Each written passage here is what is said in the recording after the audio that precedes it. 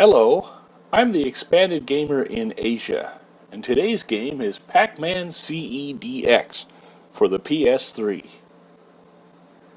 Oh, come on! You know, I have a scooter outside, and I don't have to read all these health warnings every time I drive it. It's Pac-Man, for crying out loud.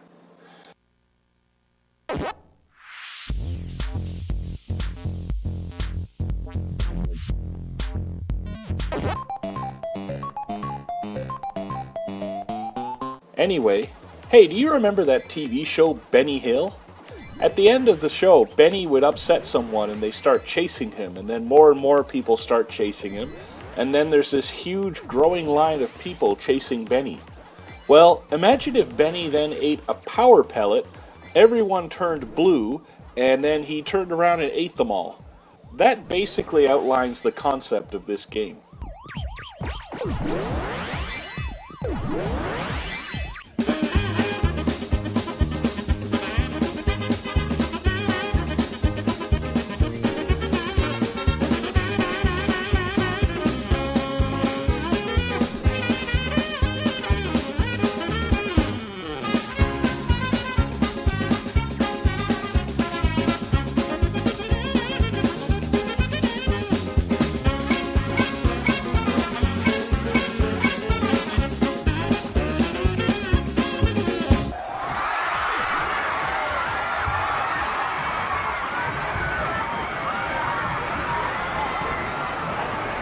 Pac-Man CE DX is the sequel to the excellent Pac-Man Championship Edition, which I've reviewed previously on this channel.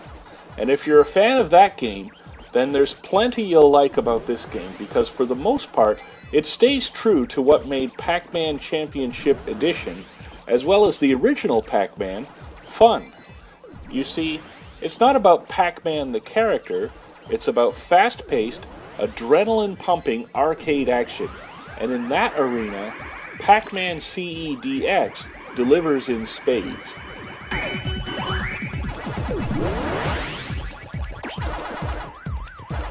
By getting a lot of ghosts to follow you, and by eating a maximum number of ghosts with every power pellet, you maximize your score potential.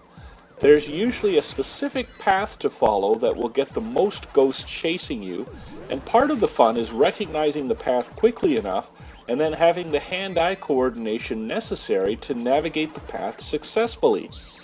It's a different take on the Pac-Man formula, and one thing that I like is that it doesn't render the previous Pac-Man Championship Edition obsolete. Rather, each game stands on its own, and each is a worthy follow-up to arguably the most classic video game of all time. The character sprites from the original Pac-Man game have become beloved icons of video game history, and Namco is smart to keep them here in the game. But what's interesting is that there are multiple visual styles to choose from before you start the game, including neon-style outlines and even models from the ill-fated 3D Pac-Man game of yesteryear. Providing a variety of visual styles helps keep the game fresh and interesting even after multiple plays. But what really keeps the game fresh and interesting are the multiple objectives to choose from. Not only are there a variety of mazes available, but within each maze there are multiple objectives, including getting the biggest score, the fastest time, or the biggest combo of ghosts. While the basic nature of the game doesn't change, having multiple objectives to choose from really helps prevent the feeling of doing the same old thing over and over again. As with Pac-Man CE, many sound effects are lifted straight out of the original classic Pac-Man game, and new sound effects are made in a similar style.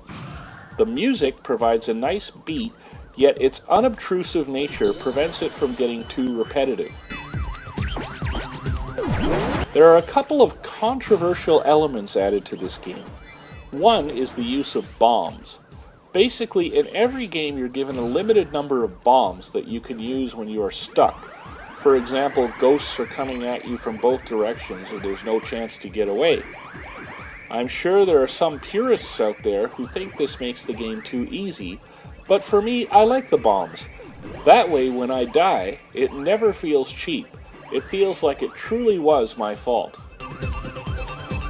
Another controversial element is that whenever you get really close to a ghost that isn't blue, the game slows down and gives you a chance to make a decision. Again, I'm sure there are some people who think this makes the game too easy, and actually I was lukewarm to the idea myself when I first heard about it. But I've since grown to embrace the idea, if only because it enables the game to run faster overall. As you do well in the game, it gets faster and faster, and the speed is displayed at the bottom of the screen. Get up to speed 50, and the game would be virtually unplayable without the slowdown when you get near a ghost. Overall, I'm extremely pleased with Pac-Man CE DX. After years of crappy platformers and other junk with the Pac-Man name just slapped on it, it's great to have not one, but now two modern sequels that are true to the original Pac-Man game. Here's hoping that we'll continue to see more games in this series in the years ahead. Pac-Man CE DX, a fantastic game for the PlayStation 3. I'm the Expanded Gamer in Asia. Thanks for watching.